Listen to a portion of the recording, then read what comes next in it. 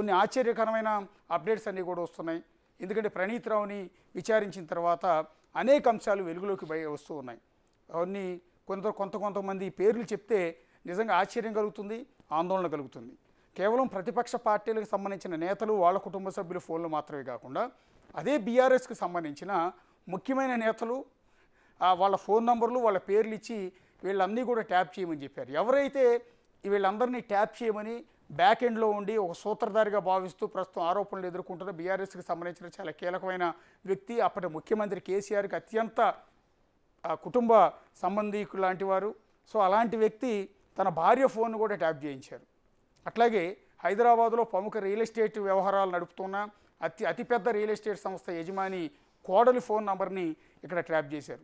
ఒక సినీ హీరోయిన్ రీసెంట్గా ఒక పెద్ద ఫ్యామిలీకి కోడలుగా వచ్చిన ఆమె ఇప్పుడు సినిమా రంగంలో వాళ్ళిద్దరూ భార్యాభర్తలుగా ఉన్న సందర్భంలో రీసెంట్గానే విడాకులు కూడా తీసుకుని వెళ్ళిపోయారు. ఆ హీరోయిన్ ఫోన్ని కూడా వెళ్ళి ట్యాప్ చేయించారు.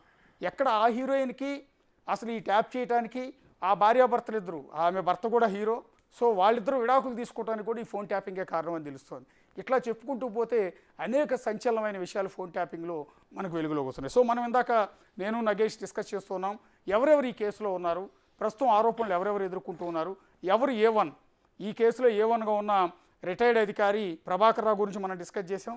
నెక్స్ట్ రెండో క్యాండిడేట్ A2గా ఉన్న ప్రణీత్ రావు గురించి మనం ఇక్కడ డిస్కస్ చేద్దాం. ప్రణీత్ రావుని ఈ కేసులో మొట్టమొదట అరెస్ట్ చేసింది కూడా ప్రణీత్ రావుని. సిరిసిల్లలో అరెస్ట్ చేసి ఆయన హైదరాబాద్కు తరలించి ఆ తర్వాత కస్టడీకి కూడా తీసుకుని ఆయన విచారిస్తున్నారు. ఒకసారి ప్రభాకర్ రావు గురించి డిస్కషన్ అయిపోయింది. Next A2.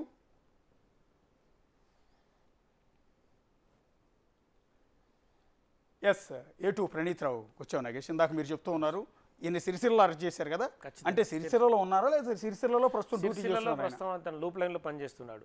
జిల్లా హెడ్ క్వార్టర్కి సంబంధించి ఒక పోస్ట్లో తను నియమించారు. SIBలో DSP పాత్ర ఏదైతే ముగిసిన తర్వాత తను అక్కడికి, అంటే తన ఏదైతే ఆపరేషన్ ఉందో ప్రభాకర్ ఉన్నంతసేపు ఎలక్షన్లు ముగిసేదాకా ఆపరేషన్ ప్రణీత్ రావు నిర్వహించాడు. తదుపరి గుట్టు చప్పుడు కాకుండా వాళ్ళు అక్కడికి ట్రాన్స్ఫర్ చేశారు, అక్కడే ఉన్నాడు. ఈ క్రమంలోనే తెలంగాణ రాష్ట్రం మళ్ళీ కాంగ్రెస్ ప్రభుత్వం ఏర్పడిన తర్వాత SIB చీఫ్గా శివేందర్ రెడ్డి వచ్చారు. తదుపరి కొన్ని వాళ్ళకి ఇన్పుట్స్ ఉన్నాయి. ఇన్పుట్స్ ప్రకారం ఫోన్ ట్యాపింగ్ జరిగిందనేది వాళ్ళకు చాలా విషయాలు జనరల్గా వస్తూనే ఉంటాయి పోలీస్ అధికారులకు.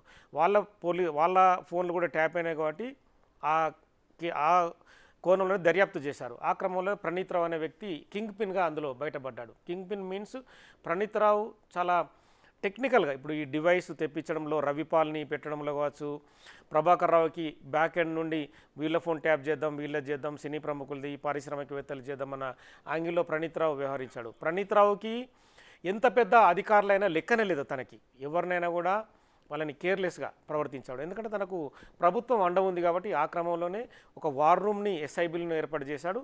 ఇక ప్రతిపక్ష నేత ఇండ్ల దగ్గర మనం చెప్పుకున్నట్టుగా వెహికల్స్ని ప్రైవేట్ వ్యక్తుల ద్వారా కూడా ట్యాపింగ్ చేశాడు. సో ప్రణీత్ రావు ఇందులో సూత్రధారి. ప్రణీత్ రావు చెప్పినట్టుగా ప్రస్తుతం భుజంగరావు, తిరుపతన్న ఇద్దరిని అదుపులోకి తీసుకున్న పరిస్థితి.